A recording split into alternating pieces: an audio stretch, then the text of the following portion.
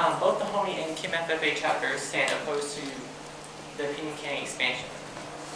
My great-grandfather homesteaded what is referred to in our family as the Old Ranch, which is now in the middle of the Pinion Canyon River site. Our family has never had much in the way of worldly possessions, but what we do have, we hold dear and are very proud of. The Old Ranch was passed down to my grandparents, and my grandmother says, "The government giveth and the government taketh away," when she talks about how we gained and lost everything, now in the possession of the Army.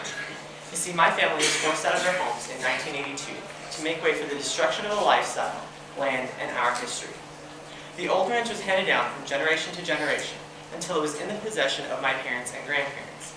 My grandma is a very dear person to me. There are no words to describe the happiness I feel when I see her happy, but that happens less often now. I was ecstatic when her sisters and I threw a surprise 80th birthday party. The expansion will take away the lifestyle of the people it affects and their livelihood. My grandma tells me of the time she and her sisters were young and had to herd the sheep her father raised. She tells me about going to the county dances where she met my papa.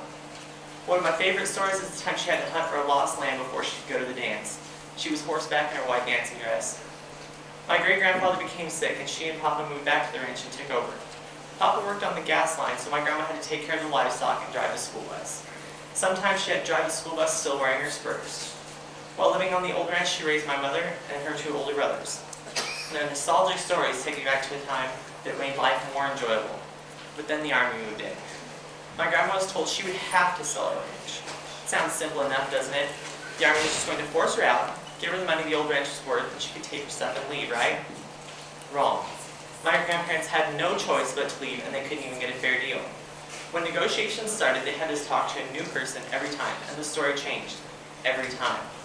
The last guy they spoke with only had one arm, and my grandma said, "He told me what I could do and what I could keep while sitting at my own kitchen table.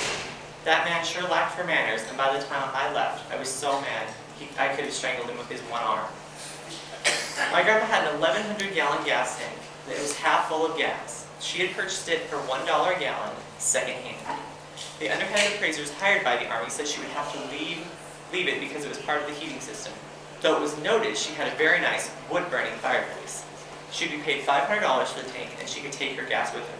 When my grandma asked, "How do you expect me to carry it away, in a gunny sack?" it was decided she could keep the tank. My grandma relayed this story to her cousin, who was never asked to leave hers. The neighbors could also keep both of theirs, but were asked to leave their portable dishwasher. That's kind of a strange thing to leave, isn't it? Quote, "I was told I wouldn't have to move until I had somewhere to go to, but it was just another lie," my grandma said. She was then given an ultimatum that was burned into her mind forever, May 15th. The Army told me I had to be out by the 15th of May, but I hadn't closed on a new place yet. When we were leaving, we had to make several trips, and between them, our lunch was stolen, and while we were gone. Both the Army and the Sheriff's Department said it wasn't their jurisdiction. When I finally got the check from the Army, they had taken out rent. They made me pay rent on my own home. It was also promised that all property would be taken care of and kept up. My grandma says we were told we couldn't move any of the buildings, but they burned them down. Our bunkhouse was there when I left, and I guess it was 2 or 3 years before I saw it again, burned to the ground. The lumber in that building, and all the buildings really, was like new, not a knot hole in it. The Army disclosed transaction information to the ASCS, real estate agents. The day my grandma was to discuss final details of the sale, a Texas real estate agent called saying that he had heard she had just closed on her place and knew exactly how much she had received. But how could he? It hadn't happened yet. Her appointment was that afternoon, and the real estate agent had called between 9 and 10 that morning.